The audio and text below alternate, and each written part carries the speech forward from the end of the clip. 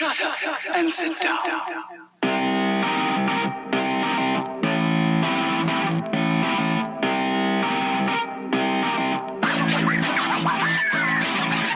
Vegas Rock Dog Radio. Pets, people, pop culture. Let's bring on the host, Sam, the queen of rock and roll dogs. Hello, everyone. Welcome to Vegas Rock Dog Radio. A nice, sunny, bright day here in Las Vegas, and we're live, which is wonderful. I've got my three best friends in studio today, and that's Galaxy, Thornton, and Mr. Twix. So if you hear them moving around, and it looks like they probably are going to have a little sleep. In fact, you can probably hear Galaxy now digging on a little bed to get comfortable. Then they're in the studio with me, which is the perfect life. I cannot complain about that. So I've got some exciting things coming up on the show today. We've got three great topics. One is why you should never pet a service dog. Another one is fear-free visits to the veterinarian's office. And we're also going to be talking about doggy cafes. Vegas Rock Dog Radio. Pets, people, pop culture. So, if you're new to the show, thank you for listening in. I'm absolutely thrilled about that. And if you'd like to connect with us on the internet, it's very easy. You can go to our hub for the website, which is vegasrockdogradio.com.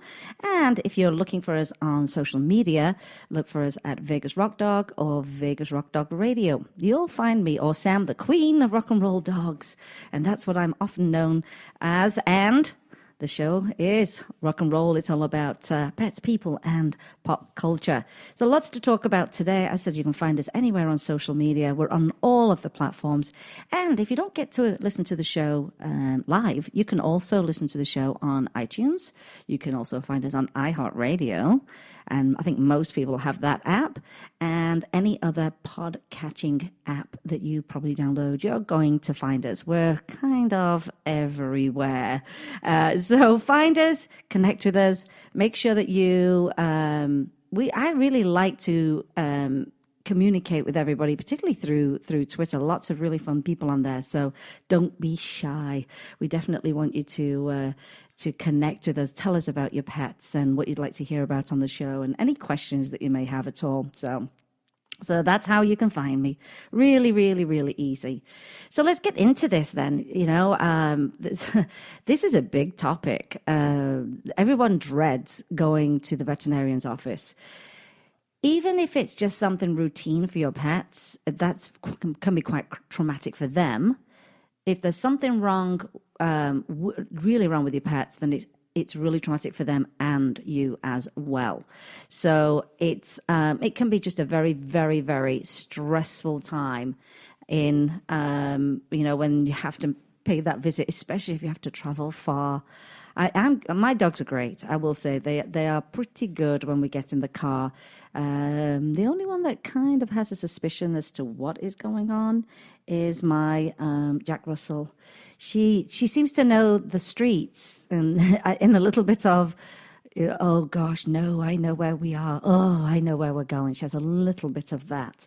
The other two, they're fine. They're really, really good. And I really like the way my veterinarian's office is set up. There are two entrances, the two waiting rooms, and that's going to play into fear-free visits when I actually tell you about this. And this is really interesting, and it's becoming more and more popular, which you would probably think that this is something that happens all the time anyway in veterinarians' offices, but it doesn't.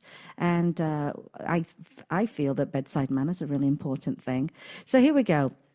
There's a thing called fear-free veterinarian visits, and it was developed by America's veterinarian, Dr. Marty Becker. Lots of people follow him, and it's a fear-free initiative. And what it does is it aims to take It takes the pet out of petrified, and it gets pets back for veterinarian visits by promoting a considerate approach and gentle control techniques used in a calming environment.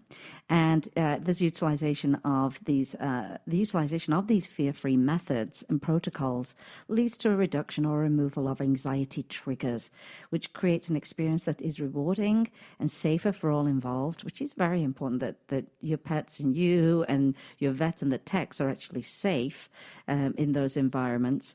And it includes your pets, of course, the owners, yes, and I'm guilty of having the whole anxiety thing happen, and of course the veterinary team themselves. And so what results from that? And it's a positive, and that is calmer, more accepting patients, more compliant clients, and a better veterinary care. I can only imagine how stressful it can be just working in that environment, because you've got lots of pets coming in, not just for routine stuff, but for stuff that's not good. They don't feel good, they're hurt, they're in pain, and you've got very, very stressed out pet parents. So this initiative is great. It's called the Fear-Free Initiative, and here are some steps of what it's about. I'm sure you're thinking, well, aren't they just nice when you show up anyway with a pet? Well, it goes beyond that, and you have some work yourself to do as a pet parent. And so here we go. Number one, and this is on their website, and I'm going to give you that link as well. It is this is to help the pet owner deliver a calm pet to your clinic. The fear-free veterinary visit, like pain control, is best created with a multimodal approach that must involve the pet owner, and the owner's role in taking a pet to the veterinarian must fundamentally change. The owner should condition the pet, for example, to a carrier, because that's how you're going to get them there, particularly cats. So that's an important thing.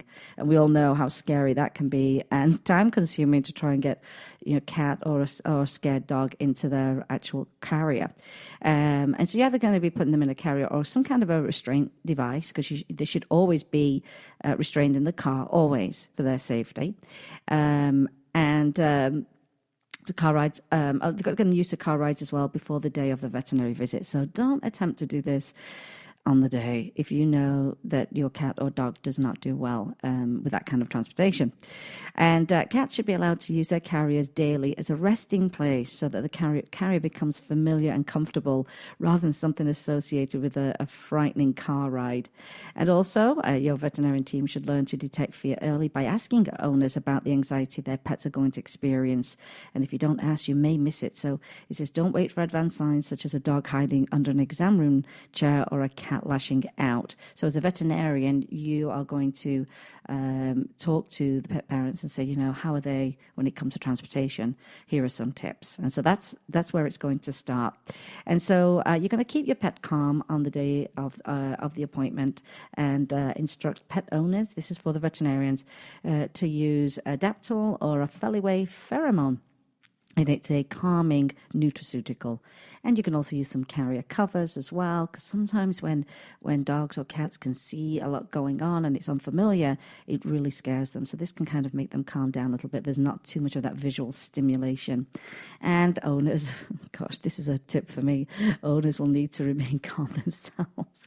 For me, it depends what's going on. I really do try. But sometimes I know, and sometimes I'm faking it as well. I'm pretending I'm calm, and I know my dogs, I'm not fooling them. They're looking at me like, yeah, lady, you're not fooling us. We know that you're a bit scared. So I need to work on that in particular. That was definitely a tip for me. And the pet owners, pet parents may find it helpful to play special calming music and use aromatherapy in the car. And some pets may require prescription medication before they leave home, or the pet parent, in my case, may need prescription medication before they leave the home. I've often said that before, like, can't you just sedate me as well at the same time, since I'm freaking out. So that starts way ahead of time. And if your pet's going in for a surgery or say a dental, and you know in advance you're going to be doing that, then definitely apply these tips. Really, really important. Now here we go. It also says the initiative to instruct the pet parent to limit food before an appointment so that treats more effective. And if the pet's appointment is around mealtime, then just give them a smaller amount of food, unless it's medically contraindicated, of course. And this is so your pet will respond better to food rewards at the veterinarian hospital. And also instruct the owner to bring the pet's favorite treats to the appointment. I don't know about you, but my dogs are definitely particular about treats. So yeah, make sure you have those on hand, and that'll be part of the positive reward during this experience. We want to try and minimize that. So here's the next tip that they gave, which is minimize the use of the clinic waiting areas. I know sometimes I get in there and there might be 2-3 dogs, and you know how that can go. They can either like each other or not like each other, or get quite stressed just in an environment with all these other dogs, and it can be quite difficult for them. And they said, if your practice has enough exam rooms and the technology to do so, consider conducting your check-in for fearful pets in the exam room or a holding room. So basically, they go straight into the room itself, and the pet parent could take the pet directly into an exam room, or it says the owner could check in alone and then return to the vehicle to wait until the pet can be ushered directly into an exam room. Now, I would only recommend that if you had 2 people. I would have 2 people. I would, of course, never leave my pet in the car by itself, and certainly not in the crazy weather that we have. But I think if you've got 2 people, you can have one that goes in, and when they're ready, then you can summon them, and they can bring out the pet straight from the car. So I think that's a really great tip to bear in mind. And it is best for the veterinarian and the technician to have already entered the room before the pet arrives. Yeah. So they're not going into a room that's scary and then another thing happens, which is people show up in this room. It actually eliminates that. And they say if the waiting room is large, calming and quiet, or dog or cat can stay there for about 10 minutes. Even with a small waiting room, it can be made more pleasant by including visual barriers. I think this is great, such as plants or shelves, so that owners can wait and not have other animals right next to them. Shelves can be used to place cat carriers on, rather than on the floor, where the cat can be investigated by every dog that passes by. I think that's a fantastic tip. A really fantastic tip. So they can be elevated. You could have some plants in there where it does block them from seeing other pets. I think it's a wonderful tip. Now, they all sound like really small, but I think once you put them all together, you're going to have a really great experience. But there are I've got another 6 of them. Now, designates species-specific exam rooms, and when possible, assign specific exam rooms to a single species. And these will be species-specific and places to examine pets, and will incorporate pheromones, calming music, and wall coverings. Pheromones are also a great tool when species-specific rooms are not practical in a small space. Wonderful. And they can be used at the same time. They won't affect the other species. The temperature in the exam room can also be carefully controlled using a silent space heater as well. So definitely they're taking away the clinical side of this, and I think that's wonderful. Maybe doctors' offices can do that also. You can also create a sense of calm in the exam room, and veterinarians and technicians should be in the room before the pet enters, and avoid direct eye contact with the pet, and wait for the pet to initiate interaction, and toss lots of tiny treats near the pet so that it doesn't have to come to you to retrieve them. Lower your voice. Don't be hurried. And let dogs sniff the instruments, your stethoscope, and before you use them. And when examination of a painful area is necessary, consider topical pain management to reduce sensitivity. And let those cats get used to the room by taking the top off their carrier early in the appointment. Provide a towel for them to hide under, and be sure that you have a non-slip surface on the exam table to reduce the pet's fear and anxiety. That is something I've always struggled with, not at my veterinarians, but those tables can be really, really slick, and again, that can lead into a pet not feeling very safe when they don't feel very secure on the table itself. So it'd be great if someone could invent like the thinnest of like almost like a what do they call that plastic, Jim? Cling film. What do you call it here? Saran wrap, yeah? And something like that pulls out, that clings on there, and then they feel secure. Maybe I've just given someone a great idea there. Yeah, go on, I'll give it to you. Patent it and make it yours. But I think that's a really great thing. I use yoga mats in the back of my car as an extra way for one to protect my seats, but for my dogs to feel very secure on it. It's a great thing. Here's another thing: choose the best location to examine the pet, rather than just hoisting the dog or the cat carrier onto the exam table. Explore alternate places to conduct your examination, and that can be in the carrier with the top removed, on the floor with a yoga mat, there you go, or a towel, or on the pet owner's lap. My veterinarian has been on the floor more times than you can imagine. I think we've had more examinations on the floor than actually on the table. Again, it makes it easier. It's a one less frightening thing for the pet. And you're also going to figure out the best method of positional compliance. So gone are the days of wrestling pets to the table. Work with the pet to find out a method of control that keeps the pet calm but still allows you to perform those procedures. So it doesn't need to be a battle of wills, like this is how we do it. I guess it's just a matter of figuring out how you do it best for that particular pet. And once you know which method works best, note that in the patient record, because along with other information you've gathered, such as the pet's preferred place to be examined, favorite treats, tricks, and cue words, can make a world of difference for everyone. It's very stressful, though. It could be very stressful, all involved. Now, the vaccination experience, they said that can be made more comfortable, and be sure to always employ your best distraction techniques. Don't we all do that? Make vaccinations less stressful by choosing options that use small gauge needles, or that they offer a reduced dose, and they give recommendations for that. And when possible, choose vaccinations that can be administered via a less stressful route, such as an oral application, which requires no needles at all. And when injection is necessary, consider that topical pain management before the injection. I think these are great tips. A couple more left here. So this is sedate early and often. Sedation is not a last resort. Depending on the practice, many pets are so psychologically damaged or fearful that they will require sedation before they leave the home even. And once a pet is at your hospital, if it is fearful and won't take a tasty food reward, even if they are hungry, it's time to regroup. And you can either sedate the pet or wait for the sedation to take effect, or reschedule the appointment for a later time when fear-free techniques and tools can be implemented. And consider the reason for your visit, and if pain management is required, begin it early. For example, if a dog has a painful ear, it may be better to administer a pain relief medication as its pre-appointment medication. And when procedures are not an emergency, pets can be sent home and return for happy visits or desensitization exercises to prepare them for the future handling without sedation. And even a very fearful pet can be taught to tolerate procedures over time and effort, and basically doing it on their schedule as well. That's important. And they say, cradle every pet's emotions and physical well-being. Always start by looking after your pet's emotional well-being first. Only after you're confident the pet is calm and you've administered a sedative that has taken effect, should you continue your exam or procedure. And that is, first look after your pet's emotions, well-being, and then its physical well-being.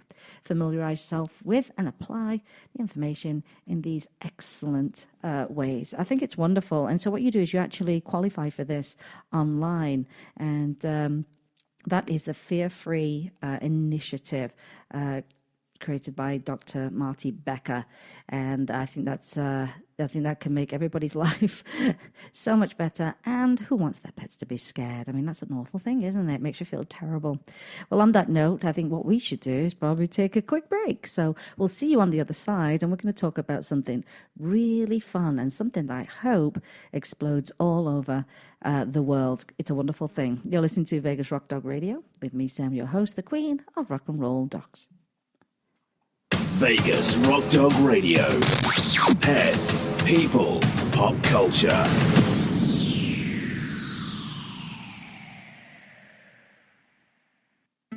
Welcome to Barking Dogs Self-Wash and Grooming, your one-stop shop for all of your pet's needs. We offer premium natural pet foods, full-service grooming, and an on-site bakery and boutique. You can choose to self-wash your dog or schedule a luxury pampering with our professional groomers. Our new Cool Cat section offers feline food, toys, bedding, and litter, while the adventurous dog department has everything you need for your outdoor activities. Cody's Healing Garden is a special place featuring flower, aromatherapy, and herbal remedies for pets. Ask us about Karma Connection, our program supporting animal rescue. Find us at barkingdogslv.com and look for us on Facebook and Twitter. We look forward to seeing you at Barking Dogs Self-Wash and Grooming.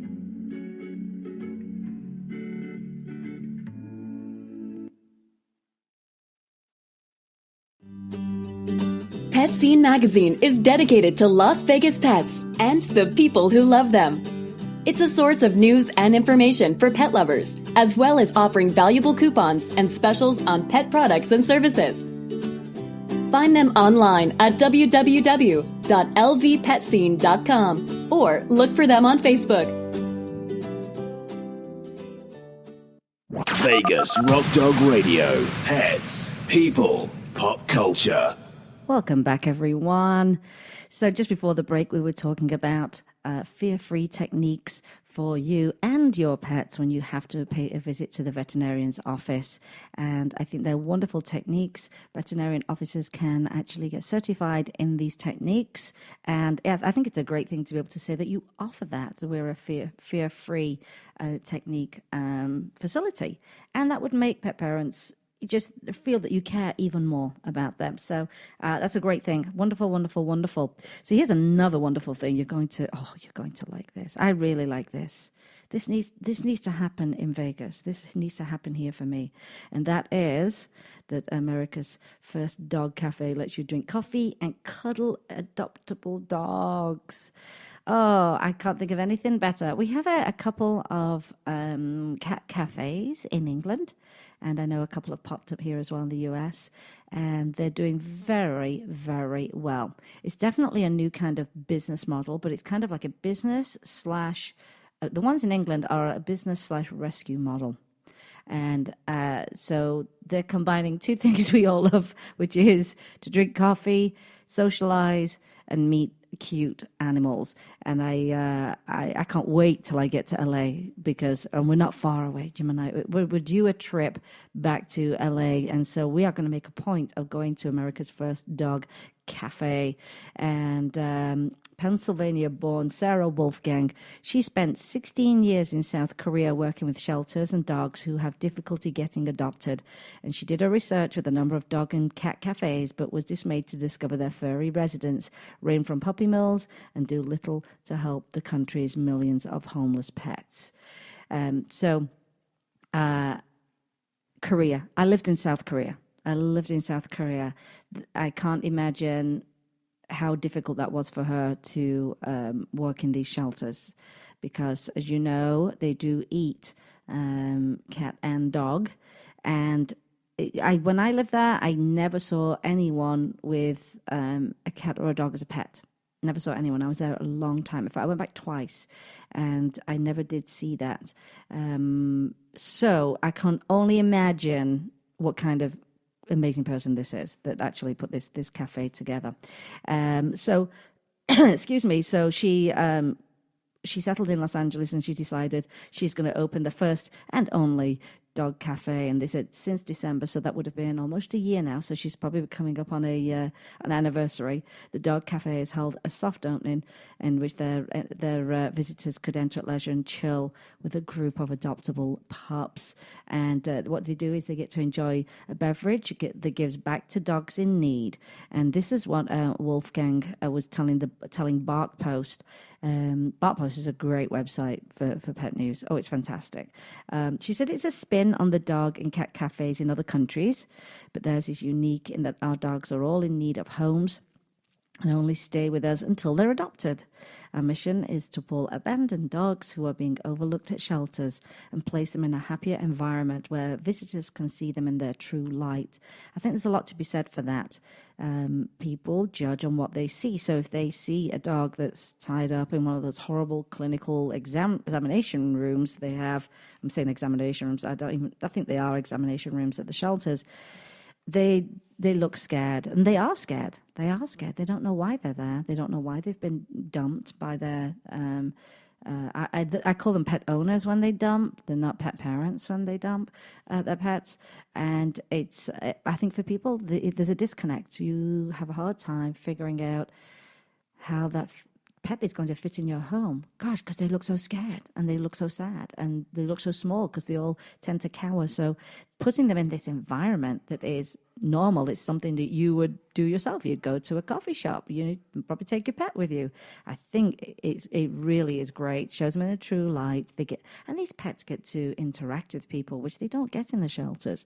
And she said one of these dogs is Junior, and he's a distinguished older gentleman who began his adoption journey at the cafe, but who is not very patient with the younger whippersnappers. And Junior was originally brought to a shelter as a bonded pair with another dog, which was a terrier sibling. And when the little dog was pulled by a rescue without him, the white muzzle boxer found himself with a much slimmer chance of finding a home. You see, I know people say, oh, there's no such thing as a bonded pair.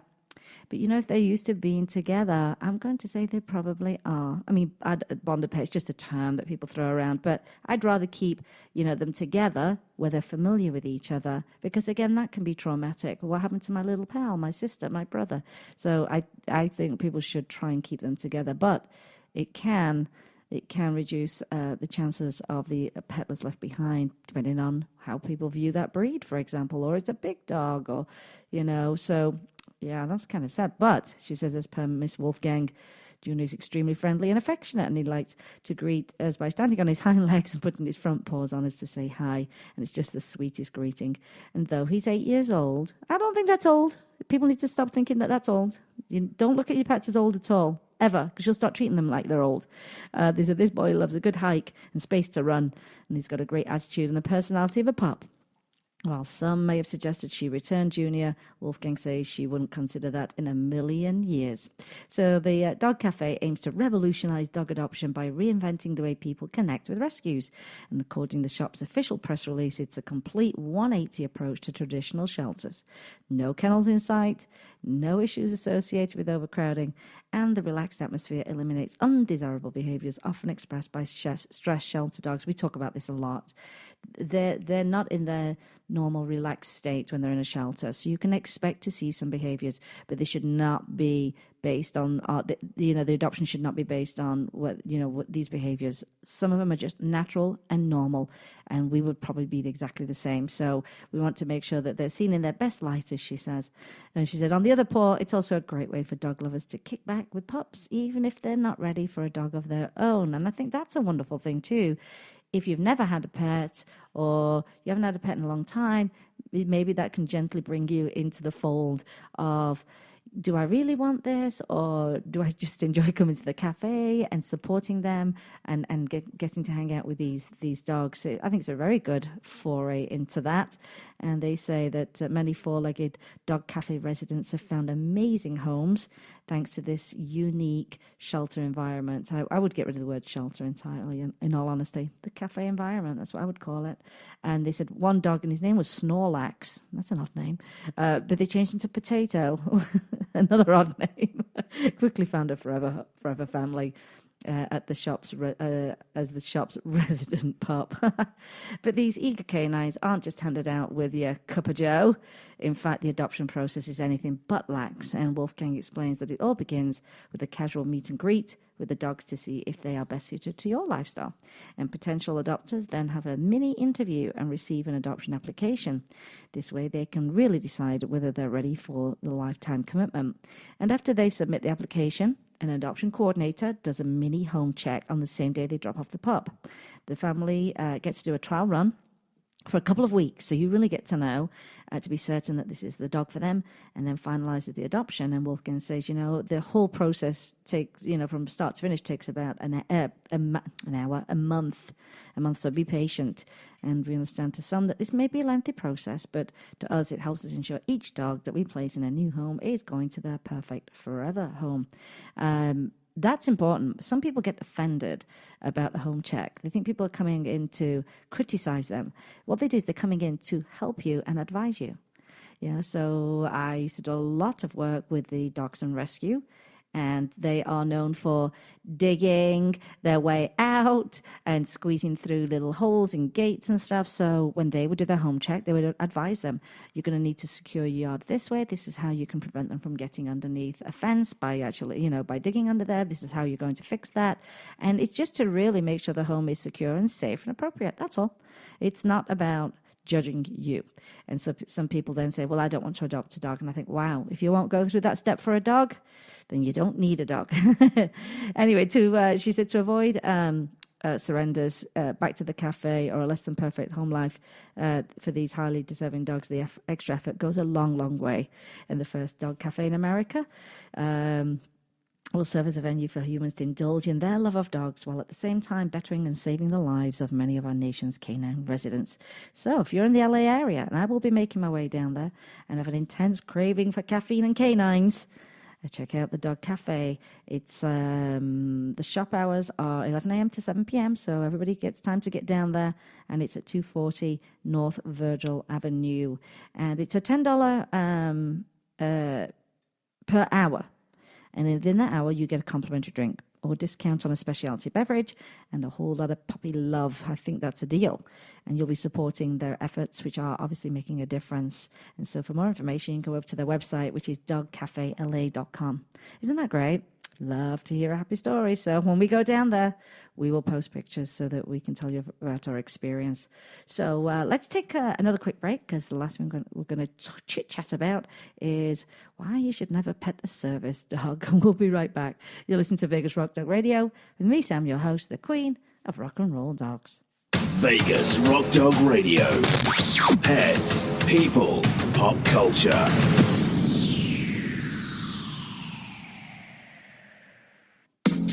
At Carl's Jr., not only do we make you happy with our delicious charbroil burgers, but we also make your dogs happy. When you come through our drive-thru with your furry friend, we'll offer your dog a treat. If not, always ask for one. We love to see their smiling faces. Our website, carlsjr.lasvegas.com, has a treat for its customers too, with free coupons anytime, so be sure to visit us regularly. Carl's Jr. is a proud and active supporter of dog adoption in our community. You can find us at Carl's Jr. of Las Vegas or on Twitter at Carl's Jr. of Vegas.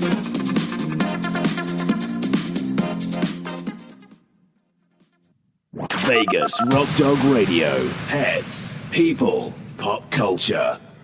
Welcome back, everyone. So just before the break, we were talking about the Dog Cafe in LA. The website is dogcafela.com. If you do go, post pictures, tag me, show me what your experience was about. And if you've adopted from them, I'd love to hear from you, because I think that's a wonderful business model that gives back and helps and does make a difference in the world of dogs and cats who have been, abandoned. And that's why we need more of them. We need more of these cafes. We're bringing, really what they're doing is bringing the shelter animals to you. And a lot of people are very turned off by shelters. They don't want to go down there. They're very scary at times. They're very sad, very, very sad. And often you do not feel good when you come out of there, unless you came out with a pet. So this is just a great way to change how we connect with rescue animals. I think it's wonderful. Really, really happy about that. So here's an interesting thing, and you will have seen this before, and people, they love a service animal because they instantly connect with the importance of having one, and it's a lifeline for the pet parent. But there is that tendency to want to go up and cuddle and say, thank you, and oh, you're such a good dog. But it's not the best thing to be doing when they're actually working. And that's an important thing, because their sole focus is helping their pet parent. And you do not need to be a distraction for them. So this is a very good reason why you should never pet a service dog. And I picked up this little bit of news from the Dodo. And I love the Dodo. I think everybody loves the Dodo online. They post some of the best stories and the best videos of animals. Flynn, the dog, does a lot to help out his 17-year-old human. Her name is Haley Ashmore, and he can open and close doors, fetch her parents, and most importantly, alert her to oncoming seizures. So this is why she has her service dog. And Haley has had Flynn since 2014, when the Australian Shepherd puppy began his training with her as a medical alert dog. But when Flynn was only 7 months old, a stranger accidentally put Haley in harm's way by stopping to pet Flynn. And the incident illustrates exactly why working dogs should never be petted. Petted, is that even a word? Petted. Pet? Oh. That's an interesting thing. Or played with while they are working. And that's the reason why they wear a jacket, so that you know that they are working. Haley was visiting her dad at work when someone began petting Flynn like he was just a regular pup. And she said she immediately told him to stop. And but in just a moment of distraction, Flynn had missed a crucial opportunity to warn Haley about an oncoming seizure. When he did warn her, it was too late. She said she normally, when she's alerted by Flynn, she thinks she's got a good 10 minutes to get safe, take some medication, and call somebody for help. Unfortunately, she didn't, and she ended up, she said, getting a nasty rug burn, so basically she fell. And since Flynn was only about 7 months at the time of the accident, he was still learning to ignore people petting him. That's got to be quite a challenge. That's got to be quite a training technique that you have to use to get a dog to ignore someone trying to pet them. And she said, we understand dogs are super cute, but they are really important for our safety and our health. And the dog is part of a team. Jessica Reese of Canine Companions for Independence, often known as CCI, told the Dodo it becomes almost an extension of that person. It absolutely is, just like someone's wheelchair. And besides the fact that the dog is part of who you are, that touching can distract the dog from what they need to do. CCI is a non-profit that trains assistance dogs. I'm going to get Jim to look up that website for me. It's the Canine Companions for Independence, CCI. The non-profit, they train assistance dogs, including companion dogs and service dogs. And we'll do a show on this because a lot of people don't understand the different categories of service dog, emotional support dog. There are many different categories. And so we definitely need to do a show on that because people don't know how to distinguish those. But it matches them to people with disabilities. And CCI does not train medical alert dogs like Flynn. But Reese explained that assistance dogs are trained to go from being on to being off in a few seconds, from hanging out with a chew toy to helping the human in the blink of an eye. So they are hyper aware, even though they could be doing something else. They're hyper aware of their pet parent. And so when strangers stop to play with assistance dogs, they can interfere with their work, with their connection, with their focus. And Reese says, they're not a piece of equipment. They will and can be distracted. And so we need to take a hands-off approach. And a lot of the jackets that they wear now will say, do not pet me, I'm working, but there's still always someone that wants to go up and just ignore the fact. But you could be putting someone in absolute danger if the dog misses the cue itself. And the story illustrates just how important these service animals are to us. And when you've got a disability, you've got say you get panic attacks, those kind of things. They're so important to us. It's your lifeline. It's an extension of yourself. And so if you see them with a vest on, just ignore the dog. I know you want to walk up to them like it's second nature and pet them. You see a vest, don't interfere. And dogs like Flynn, they do provide crucial medical assistance, and while they're working, they need to be 100% focused. Haley sums it up the best way, and she says, if you wouldn't do it to a wheelchair, please don't do it to our dogs. So basically, if you would grab a wheelchair and move it away from the person that needs it, you can have the same result as if you'd actually distracted their dogs as well. So that's a very, very good reason to not pet a service dog. Let me tell you a little bit about Canine Companions for Independence. The website is cci.org, and they say help is a four-legged word. Founded in 1975, Canine Companions for Independence is a non-profit organization that enhances the lives of people with disabilities by providing highly trained assistance dogs and ongoing support to ensure quality partnerships. They're headquartered in Santa Rosa, California. and they are the largest non-profit provider of assistance dogs, and is recognized worldwide for its excellence of its dogs and the quality and longevity of the matches it makes between dogs and people. The result is a life full of increased independence and loving companionship and confidence.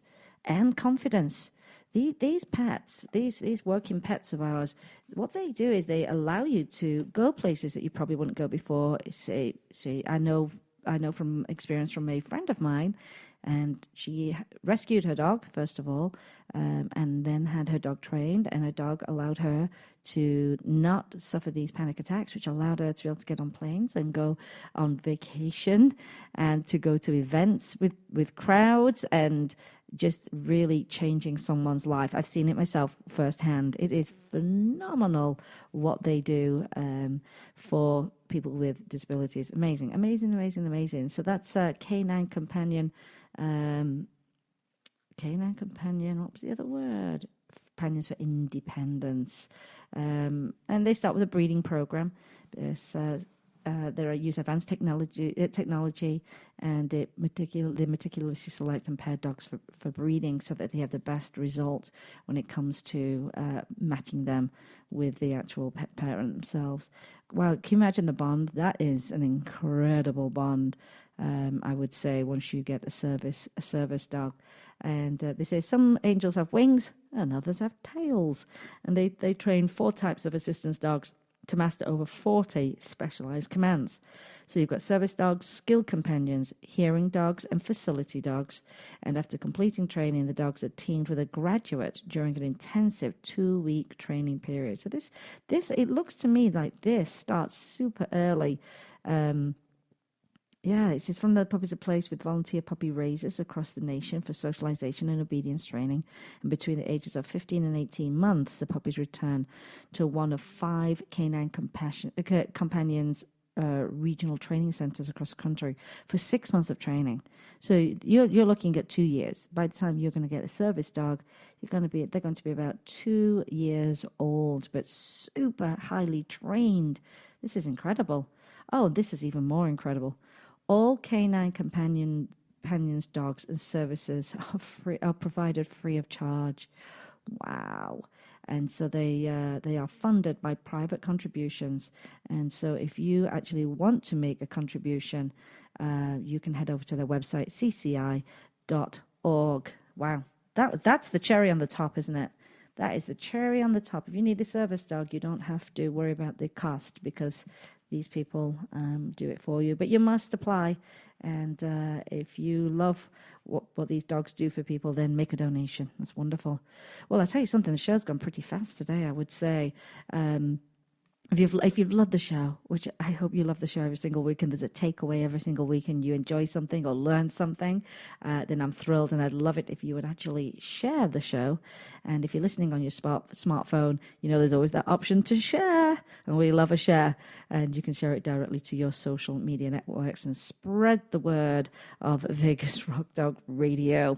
I want to thank you for listening today. I love to be able to have these shows where I don't have a guest and I can just talk in depth about certain topics that I find very interesting, that I think you would also find interesting and helpful in your life too, regarding pets. So remember, this is always how it goes at the end of the show.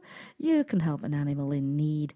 Either rescue, adopt, donate, volunteer, or share their information. And rescue your next family member. Replace the word shop with adopt. Get yourself off to the doggy cafe and the kitty cafe if you can, and go meet your next best friend.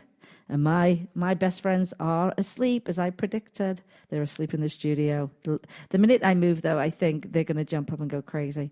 And be kind to all animals. And that is all animals. Don't go to the circus. Don't go to watch dolphins, whales perform tricks, bears performing tricks. You don't need to do any of that. We need to be kind to all animals. Thank you so much for being with me today. It's a wonderful thing. And take a moment to follow our Facebook page, Instagram, Twitter, anywhere else you can find us. Oh, and our YouTube channel. I just put together a bunch of playlists, so there's some really, really, really fun stuff on there. And you can go on. The one playlist is the pet tip of the day, which a lot of people love. And I've also got just fun dog videos, and we've got some show reel up there as well. So I want to thank you for listening in to Vegas Rock Dog Radio, where it's all been about those pets, people, and pop culture. I'm your host, Sam, the queen of rock and roll dogs, and always kiss your pets. Good morning and good night, and I'll see you next time. Shut up and sit down.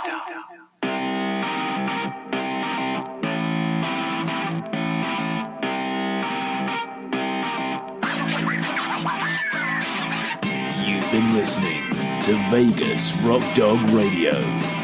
Pets, people, pop culture.